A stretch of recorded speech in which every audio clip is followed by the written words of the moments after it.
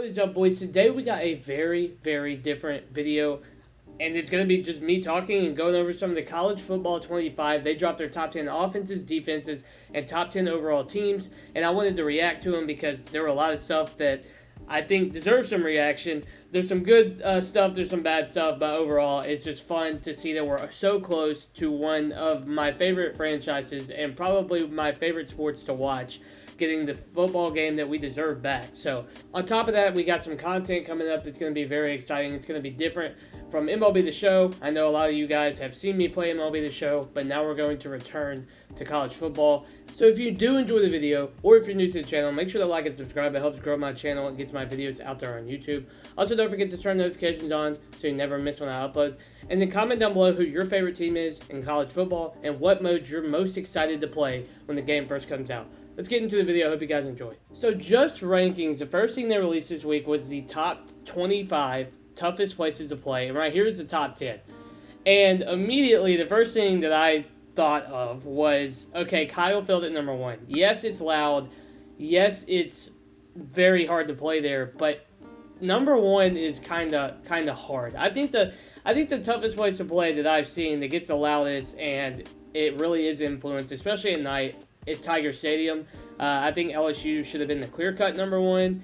That's just me personally. I think Death Valley is like amazing and it's very cool and it's very loud at night. As for Bryant-Denny Stadium, this might be a hot take. I don't know if it's the second hardest place to play in the country. I certainly don't think it's harder than Tiger Stadium. I don't know if it's really a Kyle Field either.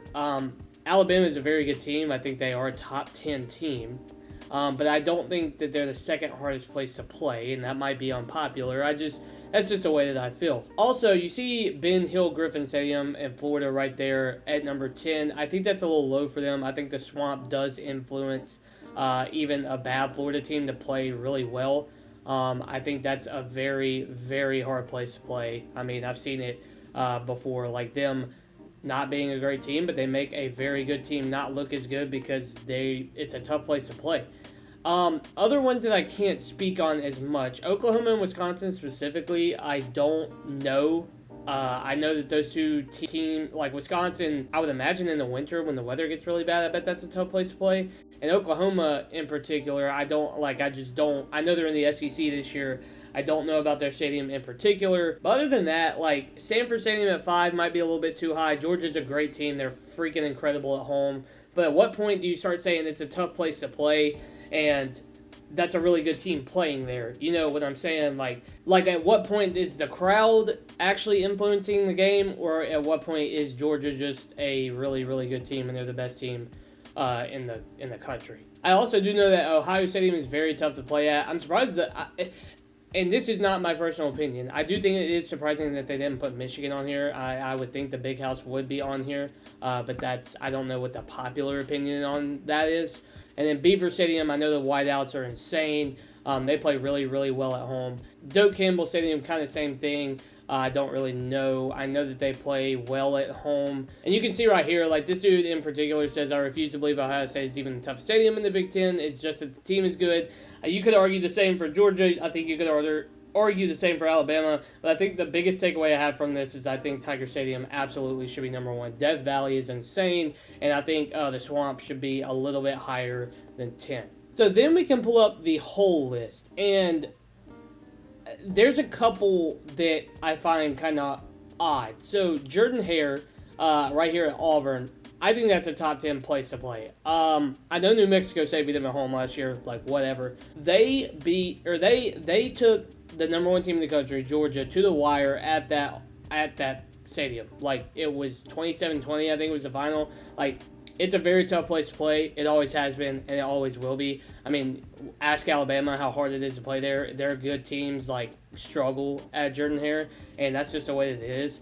Neyland at 13 was kind of shocking. I feel like if I had to choose, they would be like above Florida State and above Oklahoma, just from what I've seen. I mean, that place gets rocking.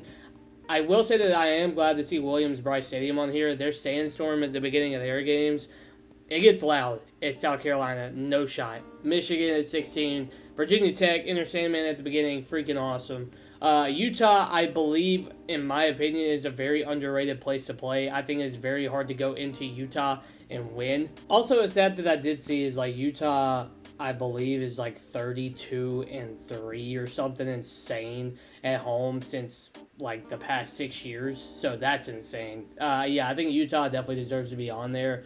Other ones, Kinnick Stadium is cool. I mean, Iowa is just very annoying to play against anyway, so, you know, I would imagine they're on there.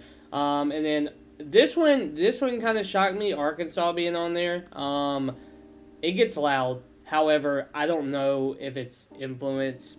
Like, I don't think it has big of influence as other ones. I mean, just other teams that come to mind. I mean, last year specifically, watching Washington at home beat, like, Oregon. I mean, I think Washington gets loud, specifically. So, I don't know. It's just my opinion as well. My boys, Mississippi State, Davis Wade on there. Obviously, Cowbells. Very fun stadium to play at. Very tough place to play at. And we're actually pretty good at home. But other than that, I mean, I think that they got a lot of the schools right on the list. I don't know if they're in the right order. But my biggest one, LSU should be number one. I think Tennessee and Auburn should be higher. I think South Carolina is I'm glad to see them on there. I think maybe Oklahoma, Florida State could be a little bit lower. I think the Swamp should be higher. I think Alabama and Georgia should be a little bit lower. Just opinions, man. Just opinions, too. So after the sick deep dive that we got the highest rated offenses, and these are the top 10. Georgia, Oregon, Alabama, Texas, Ohio State, LSU, Miami, Colorado, Missouri, Clemson. I don't know. I imagine Georgia's going to be good. They have Carson Beck coming back. They also got ETN as their running back. They're going to be really good. Oregon, I think same thing. Dylan Gabriel's going to fit into Lanning's offense really well. I think Oregon's going to be amazing. Alabama at a 91. I guess I haven't paid attention to their transfer portal. I haven't paid attention to their recruiting class. I do know that Jalen Milroe is back, and that's a big thing. I think Alabama's going to be good, as good as Jalen Milroe allows them to be. So yeah, Texas probably top 3 quarterback coming back. Quinn Ewers. They also got Jadon Blue, who's going to be really good. Lost a couple good receivers in the draft, but I mean, Texas is Texas at this point. Sarkisian's doing a great job over there. This is where it starts to get weird. So the top 4, I think, are fine, obviously. After that, I think it's a little iffy. So Missouri is returning their same quarterback, and they probably have the best wide receiver in the country in Luther Burden. I don't understand why Missouri wouldn't be higher. I think they should be higher. Colorado with 8. It's not a hot take that a lot of people like on paper. They have electricity, and they got one of the best most talented quarterbacks in the country, and Shedeur Sanders, obviously. But this is a team that was like not even middle of the pack. They were below middle of the pack last year, and you're expecting them to make almost, I think it was like an 80 or 90 point jump to the 8th best offense in the country. I don't believe it. I don't think they should be number 8. A couple of teams that are missing from the top 10. One that immediately came to mind was Ole Miss. Ole Miss should definitely be in the top 10. Jackson Dart, Trey Harris, Juice Wells, Ulysses Bentley. I mean, they got a loaded offense. I don't understand how you don't have them in the top 10. Also, Clemson being at number 10 is very confusing too, because they were a middle of the pack offense, and I think a majority of their offense is coming back, and they don't hit the transfer portal. We already know Dabo doesn't do that. I don't know if Clemson is going to be the 10th best offense. I don't know. It could be. I don't know. So if you have been reading Twitter, you would notice that there is one team that is absolutely missing from this top 25 that I think should absolutely be on this top 25, and that's the Tennessee Volunteers. I don't know why they're not a top 25 offense. You can say probably whatever you want to, but there's no way that Tennessee is going to regress as much after, I mean, Joe Milton's not their quarterback. I think they have a more talented quarterback in Nico, however you say his last name, that starts with an I. I don't understand them not being in the top 25 when you have teams like Clemson and Colorado in the top 10. NC State, getting Grayson McCall to be at NC State, I think that one's a little bit underrated. Utah's also a question mark for me because at times their offense was so incredibly bad last year that are they going to make that big of a jump this year? I would imagine that Utah's offense gets better with Cam Rising at quarterback because I think they had Barnes, and I don't even remember the other guy, but they didn't look good last year. Ole Miss at 13 is a crime. They should be top 10 easily over Clemson and Colorado, and probably over Miami. They should be probably top 5, to be honest with you.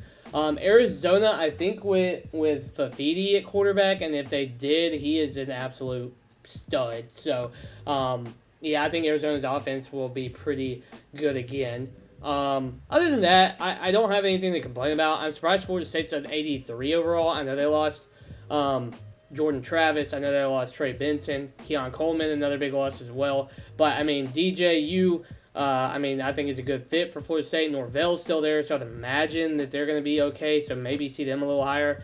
And I saw a couple tweets about UCF, why they were there. I think it's just natural, and it should be a Gus Malzahn offense in the top 25. That's just how it should go. And finally, not my strong suit specifically, but nonetheless, top 25 defenses on the list. And immediately, Ohio State, Georgia, Oregon, Alabama, Clemson, Notre Dame, Michigan, Texas, Penn State, Utah. Top 10, I don't have any problems with, just because, again, I'm going to imagine teams that usually have good defenses are going to continue to have good defenses, especially teams like Clemson, Notre Dame, Michigan, Penn State, Utah, who just continuously every year put out good defenses. Iowa at 13 is hilarious. I think they should be higher just for fun. You might as well just give them the best defense in the game and maybe give them a 60 overall offense until they change offensive coordinators. It would just be fun. USC in an 86 made me laugh when I first saw it. I don't know what their transfer portal looks like, but this is a team where Lincoln Riley specifically does not care at all about defense. So USC, whatever. Okay, you can do that, I guess, if you want. Auburn, LSU, usually Auburn, they do have Hugh Freeze, and I think they got their transfer portal looks okay.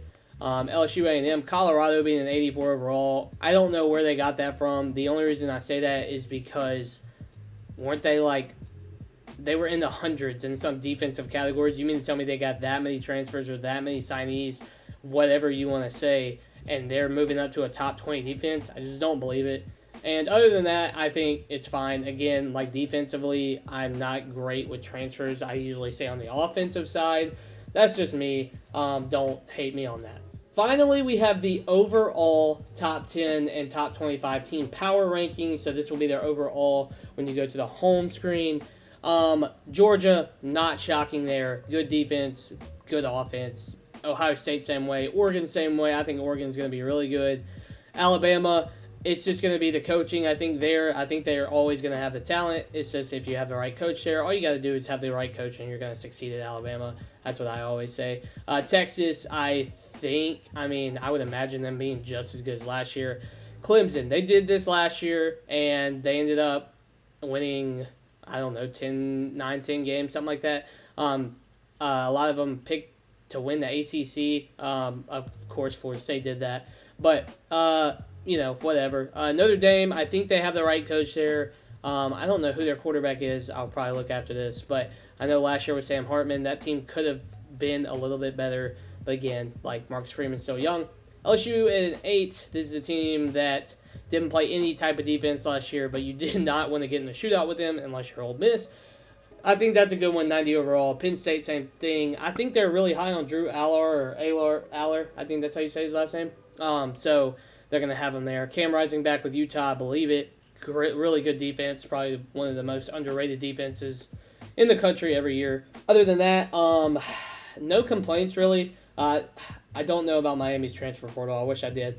I think Ole Miss is a little bit higher than 15. I think if you look at all the preseason rankings, they're in the top 7, I think. So them being at 15 is a little odd. Their transfer portal was insane. Shout out Lane Kiffin. Colorado, I know they have the talent. I'm not going to say they don't. They definitely have the talent. I don't think their defense should be that high. And they're going to get carried by their offense, I would imagine. Maybe they shock me. I have no idea. Oklahoma, Wisconsin, USC. I don't know much about USC. I don't know who their backup quarterback or their new quarterback is. Oklahoma, Wisconsin, USC, Virginia Tech, I think is supposed to have a pretty good year. I think they're kind of underrated, I think is what I've heard. NC State, I think Grayson McCall and NC State's going to be a good match. Kansas, again, Lance Leipold doing a great job. Arizona is interesting just because losing Jedd Fisch. It's going to be kind of weird. I think Fafidi's really going to carry the offense there. Yeah, man, that's just the ranking reactions that I had initially. Again, the deep dive for Sights and Sounds came out, and it was pretty sick. We also have next week a deep dive of Dynasty, which is going to be nuts. I'll probably have a reaction for that because I think it'll be insane. Other than that, man, let me know what you guys think about the rankings. I might, and tell me like who you think's underrated, who you think's overrated. Like I want to know. Obviously, I don't keep up with like as many teams as I should. And then now with the expanded playoff, I need to explore and look at other teams. But yeah, just let me know who I missed, who you think is going to be overrated, underrated. I want to know all of that. I think it's going to be exciting. Can't wait for the game to come out. These rankings are a sign that we're getting really close. I'm super excited. So, hope you guys enjoyed the video. If you did, make sure to like and subscribe. Don't forget to turn notifications on. And comment down below who your favorite team is, and then what mode you're going to be loading up when the game first comes out. I will see you guys in the next video. Peace.